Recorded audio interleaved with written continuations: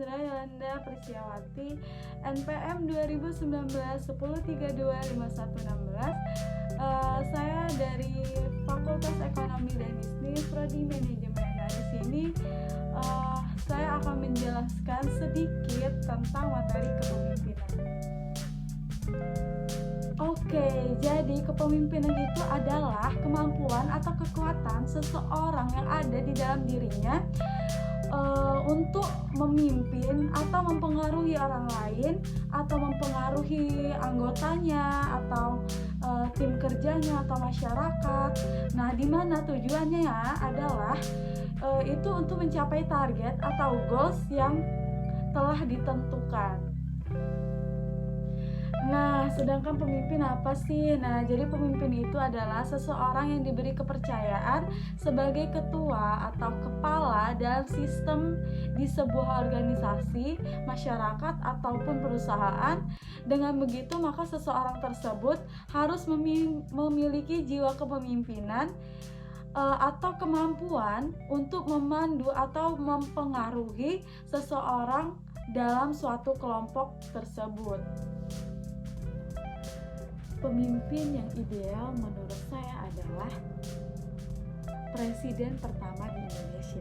Mungkin teman-teman sekalian tidak lupa ataupun tidak asing dengan presiden pertama ini, karena dengan keguguhan atau semangatnya yang tinggi, presiden ini sudah mengusir penjajah dengan semangat yang luar biasa. Selain mempertaruhkan nyawanya, beliau adalah sosok yang luar biasa di mata kita. Nah, apa tuh? Yaitu Insinyur Soekarno.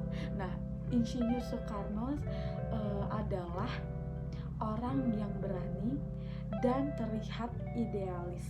Nah, sudah pasti kan idealis, sudah pasti sempurna dan sangat luar biasa. Soekarno sendiri sudah disegani oleh beberapa banyak negara. Nah, pastinya ada alasan tertentu. Alasan yang pertama, di bawah pimpinan Soekarno, Indonesia pernah menjadi negara yang paling kuat di Asia pada tahun 1960-an. Yang kedua, Soekarno adalah sahabat baik dari berbagai penjuru dunia. Soekarno sudah dikenal dengan jiwa yang luar biasa, tapi Soekarno sendiri adalah orang yang terbuka dengan negara-negara lain. Maka dari itu, Soekarno sering dijuluki orang yang ramah, baik, santun, dan banyak alasan lainnya. Pemimpin dan warga negara lain pun menyukai sosok Soekarno dan bangga telah mengenal Soekarno. Yang ketiga, nama Soekarno sangat dikenang di negara Mesir. Kenapa? Sehingga namanya sendiri diabadikan sebagai nama jalan, yaitu Jalan Soekarno. Yang keempat, berkat Soekarno, Masjid Biru selamat. Kenapa demikian? Awalnya Masjid Biru itu ditutup oleh pemerintahan komunis di Rusia. Masjid ini dijadikan sebagai tempat obat-obatan dan tempat senjata untuk perang saat masa itu.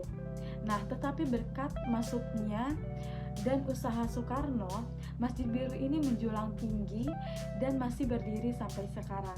Karena Soekarno sendiri tidak mau masjid itu sebagai tempat gudang, karena masjid itu adalah untuk ibadah, seperti itu.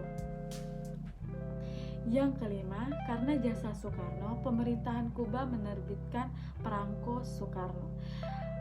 Dalam perangko tersebut adalah orang-orang yang berjasa dalam revolusi Kuba, termasuk presiden pertama kita, yaitu Soekarno. Soekarno sendiri adalah sosok yang tegas, berani, dan pandai. Semua orang bisa merasakan sekarang berkat ide-ide dan gagasan-gagasan yang telah didirikannya yang telah dilontarkannya kemudian dilaksanakan oleh pahlawan-pahlawan kita yang rela berkorban demi kebangsaan dan kemajuan negara Indonesia, sehingga sangat patut kita contoh sebagai bangsa Indonesia bangga telah memiliki sosok presiden seperti Soekarno. Terima kasih.